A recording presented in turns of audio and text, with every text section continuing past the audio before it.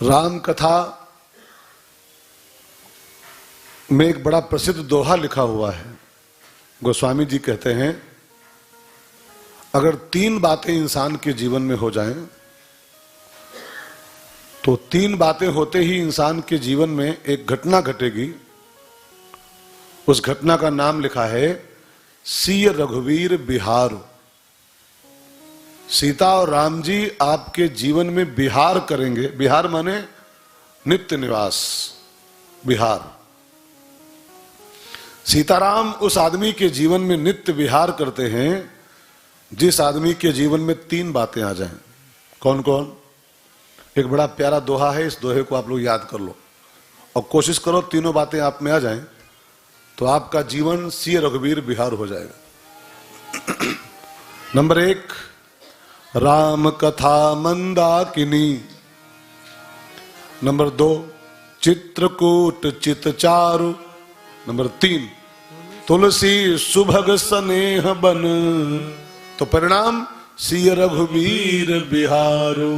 सीताराम जी बिहार करते हैं वहां उसके जीवन में जिसके जीवन में 3 बातें शामिल हो जाएं। 1, जिसके जीवन में राम कथा की मंदाकिनी रोज बहती है, जो नित्य राम कथा सुनते हैं, कहीं न कहीं बैठ के एक घड़ी आधी में पुण्याद जो राम कथा की गंगा रोज बहाते हैं जीवन में। ठीक। नंबर 2, जिसका चित्त चित्रकूट की भांति स्थिर। कूट माने होता है पहाड़। जिसका चित्त चंचलता का त्याग करके कूटस्थ हो गया है, तटस्थ हो गया है। चित्रकूट चित्त चित्रकूट हो जाए, स्थिर हो जाए। और जिसके जीवन में स्नेह वन, प्रेम का वन जो अपने जीवन में लगा ले, प्रेम की बगिया, प्रेम वाटिका, प्रेम वन। तो जिसके जीवन में राम कथा की मंदाकिनी है, जिसके जीवन में चित्रकूट जैसी स्थिरता है, पहाड़ जैसी, और जिसके जीवन में स्नेह का वन लगा हुआ है, जो प्रेमी है, प्रेमी है। अगर 3 बातें आप में आ जाएं तो फिर आप सिय रघुवीर बिहार आप ही हो जाओगे। आपके जीवन में भगवान राम का निवास होगा। तो हम लोग इस समय राम कथा की मंदाकिनी में स्नान कर रहे हैं। कथा का आज 6ठा दिवस है। 9 दिवसीय कथा धीरे धीरे आगे बढ़ रही है और 6 दिन बीत गए, आज बीत रहे हैं। सभी का नमन करते हुए मंदिर प्रांगण में स्थापित सभी देवी देवताओं को हार्दिक प्रणाम करते हुए और मंदिर के संस्थापक संचालक हमारे पूज्य पंडित जी, उनको भी नमन करते हुए, उनके परिवार को भी नमन करते हुए आइए कथा की यात्रा को आगे बढ़ाया जाए। तब हम लोग कल सुन रहे थे राम जन्म। वास्तव में राम जी का जन्म नहीं हुआ था। जन्म तो जीव का होता है। राम जीव नहीं है, राम जगदीश है। जन्म जीव लेता है, जगदीश प्रकट होते हैं, जगदीश अवतरित होते हैं। रामावतार, राम जन्म नहीं। अब वो बोलचाल की भाषा में आम तरीके से इंसान बोल देता है ऐसे राम जन्म, बाकी जन्म जीव का होता है, जगदीश का प्राकट्य होता है। जन्म नहीं होता। जन्म तो होता है कर्मवश। जन्म के पीछे बहुत कुछ पैकेज होता है। आप और हम जो संसार में पैदा हुए हैं ना, तो ऐसे नहीं पैदा हुए हैं। आपकी बाध्यता है, आपकी मजबूरी है। हमारे आपके पीछे बहुत कुछ ढकेल के लाया है हमको।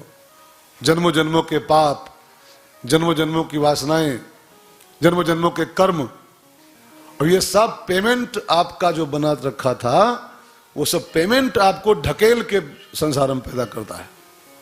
आपकी मर्जी हो, आपकी मर्जी ना हो। रामायण में एक चौपाई है, परबस जीव स्वबस भगवंता। परबस जीव और स्वबस भगवंता। भगवान और जीव में इतना ही फर्क केवल है बस। जीव परबस है और भगवान स्वबस है, स्वबस। जीव परीक्षा से पैदा होता है और परमात्मा संसार में आते हैं निज इच्छा, निर्मित तनु, माया गुण गोपार। आपकी निज इच्छा नहीं है, आप परेच्छा से आए हो, आप मजबूरी में आए हो। यहां कौन आना चाहता है? ये गलियां, ये चौबारा, यहां आना न दोबारा। यहां कौन आना चाहता है नरक में? लेकिन ना चाहो तब भी आना पड़ेगा, क्योंकि आपके पीछे वो कैश लगा, पेमेंट लगा हुआ है, आपको आना ही पड़ेगा। कौन भोगेगा? बबूल बोए हो तो कांटे कौन झेलेगा, है ना? जो पीछे करके आए हो, जो पीछे वो धरा है, वो पेमेंट बना हुआ, चेक कटा रखा है जन्मों का, वो कौन भोगेगा? तो हम आप यहां आते हैं अपने कर्मानुसार भुगतने के लिए, लेकिन परमात्मा इस संसार में आता है संसार को आनंद देने के लिए, संसार की व्यवस्था को ठीक करने के लिए। जब जब होए धर्म के हानि, बाढ़े असुर अधम अभिमानी, करें अनीति जाय नहीं बरनी, सीधे ही विप्र धेनु सुर धरनी, तब तब धर। जैसे कोई सेठ हो ना, और सेठ की फैक्ट्री हो कहीं लखनऊ के बाहर, और अचानक फैक्ट्री में कुछ गड़बड़ हो जाए, फैक्ट्री बंद हो जाए, और सेठ को फोन करे वहां से कोई, सेठ जी फैक्ट्री में गड़बड़ हो गया है, फैक्ट्री बंद हो गई है, सिस्टम बिगड़ रहा है सब। तो सेठ जी तुरंते गाड़ी स्टार्ट करके भागते हैं, और बुला के जेई और एई और इंजीनियर सबको बुला के, और फटाफट खुद लग के उसमें, और फैक्ट्री को ठीक करा के, चालू करा के, तब आके चाय पीते हैं। ठीक है ना? तो जैसे सेठ की फैक्ट्री में जब गड़बड़ होता है तो सेठ स्वयं भाग पड़ता है फैक्ट्री की ओर, ऐसे ये संसार क्या है? ये परमात्मा की फैक्ट्री ही तो है, परमात्मा का बनाया विधान ही तो है।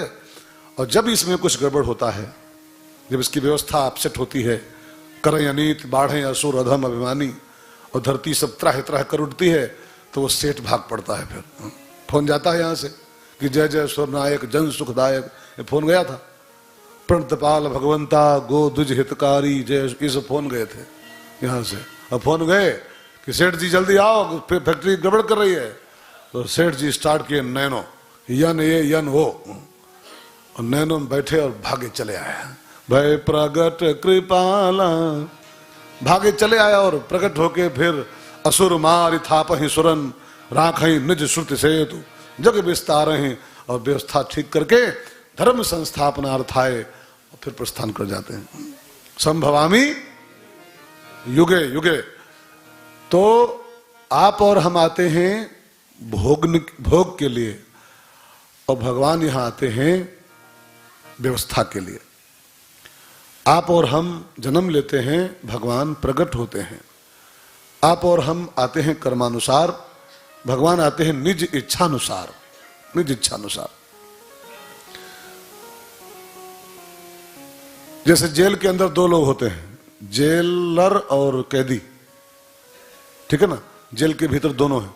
तो जेलर जो जेल के अंदर है और कैदी भी जेल के अंदर है, दोनों में एक फर्क है।